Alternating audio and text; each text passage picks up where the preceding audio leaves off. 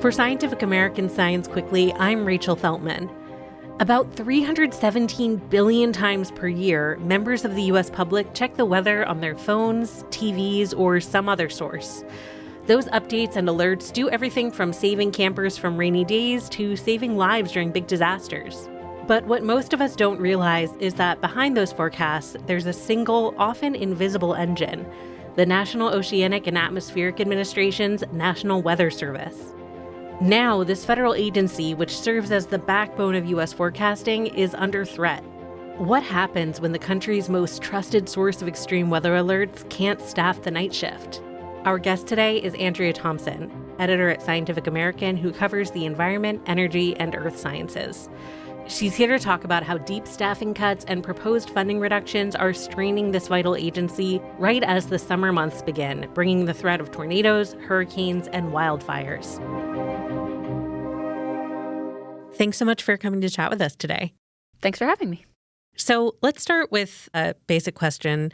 What is the National Weather Service? What do they do for us? So the National Weather Service is really what provides all of the weather forecasting for the U.S. So even if you're opening up your weather app on your phone, if you're tuning into your TV broadcast, all of that information comes originally from the National Weather Service. So they take up all the data for temperature, humidity, precipitation that's happening, feed it into their forecast models, and put out the forecast for the entire country all day, every day. Yeah. So obviously pretty important.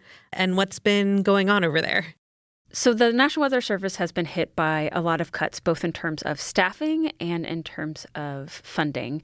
So the staffing cuts have come primarily through the actions of DOGE, or the Department of Government Efficiency, as it is being called.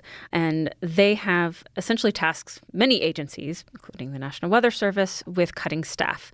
This has come through what is called a fork in the road email, where current employees were offered early retirement, and they have fired what are called probationary employees. Now, that term just means either you were a recent hire or you moved into a new job, often a promotion.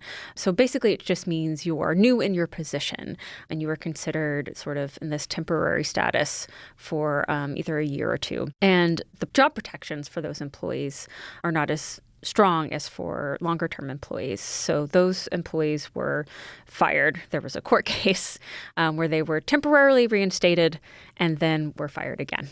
So essentially, the National Weather Service is currently severely understaffed. So before President Trump came into office, they were about 5% below ideal staffing. They are currently now about 19% below ideal staffing. And that varies a lot from office to office.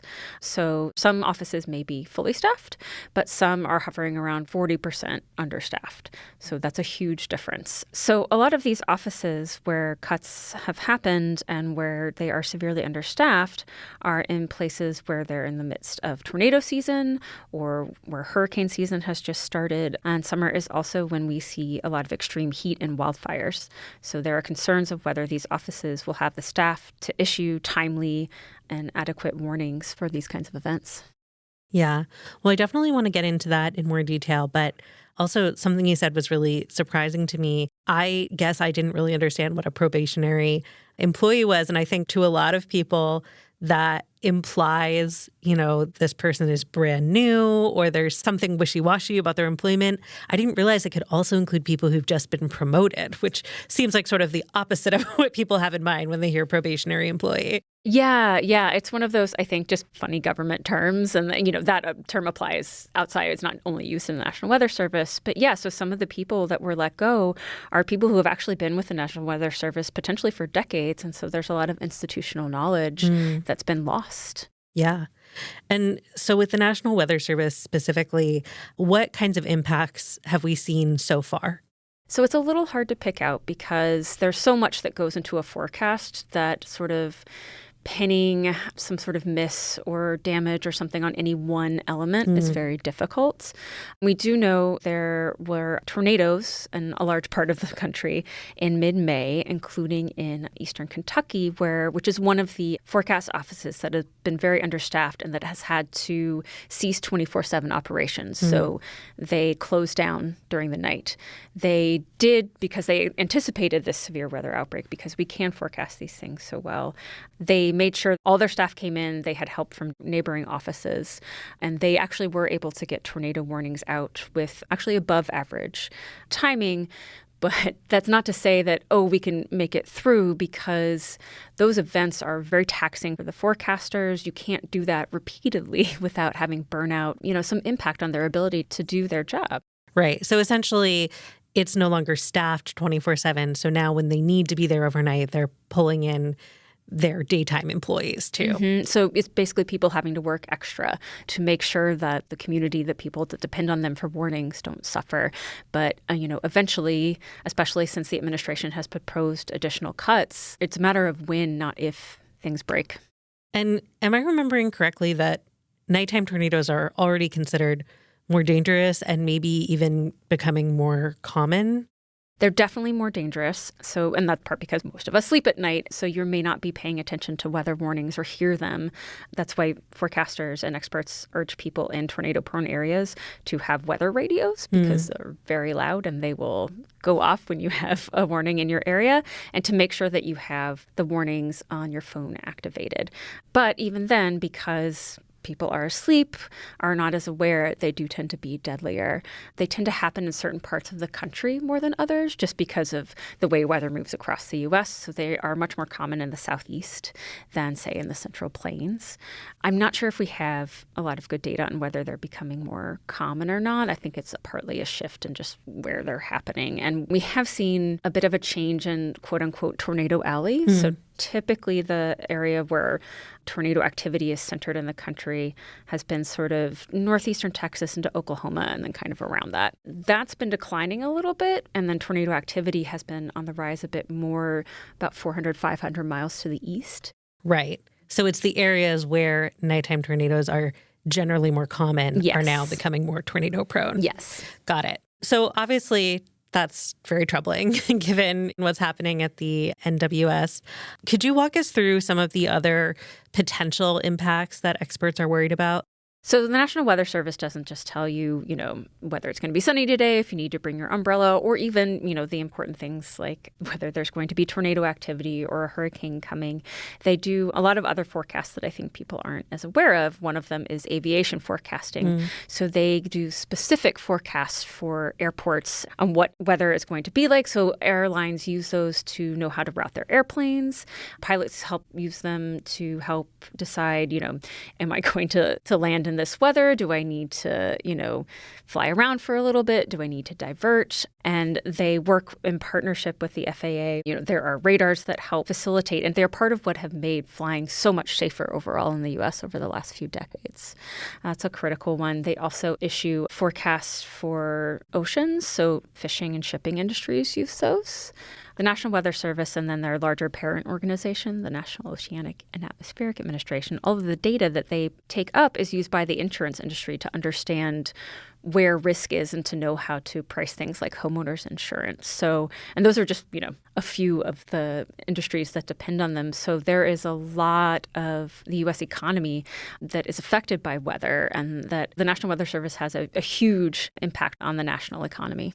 Yeah, I think in a recent piece you wrote for Scientific American, you talked about how the agency really punches above its weight when it comes to the value industry gets from a very low cost to taxpayers. Could you tell us those numbers? Yeah, so it's estimated that the National Weather Service costs the average taxpayer about $4 a year. Happy to pay that. Yes, each of us pays about that. We often pay that for one of those apps that we have. And It collectively provides a benefit of about $100 billion to the economy. And one of the sort of recent improvements that has really made a huge difference is they made a concerted effort to improve hurricane forecasts. And it's estimated that those improvements have saved $5 billion for each hurricane that has hit the U.S. since 2007. Wow. Yeah. And then the budget for all of National Weather Service for last year was $1.4 billion. So the benefit they bring to the economy is far outweighed by what it costs. Well, with extreme weather season, such as it is, of course, extreme weather happens all year, but with it upon us, is there any hope of this funding coming back? Is anyone fighting this legally? So that's really remains to be seen. In the first Trump administration, the White House would propose their cuts when they came out with their budget, and Congress essentially said, no, we're going to keep funding. The National Weather Service especially has had a lot of bipartisan support historically. It's a little unclear what's going to happen this year. There is still bipartisan support for these weather services. I know that industries, including the insurance industry as well as others, have been pushing to maintain NOAA and National Weather Service funding because they depend on this data. Some Republican lawmakers, even some that have been very supportive of President Trump, have also underscored the need for these services. It's unclear, though, whether Congress will continue to try and do funding to try and fund the National Weather Service and push back against the staffing cuts in their appropriations and their upcoming budget. And then if they do, if the Trump administration even follows through with that. And I actually specifically asked the National Weather Service that during my reporting, and they did not answer that question. So it's unclear, whether that would even happen.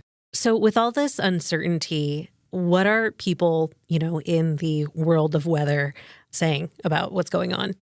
I have honestly never seen the Weather Enterprise, as it's called, this alarmed and this dismayed. When I talk to people, they're just truly aghast at what is being done. I think in part because the National Weather Service has historically had such broad support, and it is one of the organizations that is most positively viewed by the American people. Yeah, they're just really floored and really dismayed and, trying to do what they can to draw attention and to push back. Yeah. Well, it definitely sounds like, this is a story we're going to continue to follow. Absolutely. But for today, thanks so much for coming in to give us this overview. Thank you for having me. There's actually been some movement on this subject since Andrea and I recorded our conversation. Earlier this week, the National Weather Service announced that it would hire some new employees to, quote, stabilize operations. However, the current stated plan is for the NWS to hire 126 people, compared to nearly 600 people who were fired. It's also going to take some time to fill these positions, so it's not clear how much of an impact the hirings will have on summer weather forecasting. That's all for today's episode. We'll be back on Monday with our usual science news roundup. Science Quickly is produced by me, Rachel Feltman, along with Fonda Mwangi, Kelso Harper, Naima Marcy, and Jeff Delvisio. Shayna Pozis and Aaron Shattuck fact-check our show. Our theme music was composed by Dominic Smith. Subscribe to Scientific American for more up-to-date and in-depth science news. For Scientific American, this is Rachel Feltman. Have a great weekend.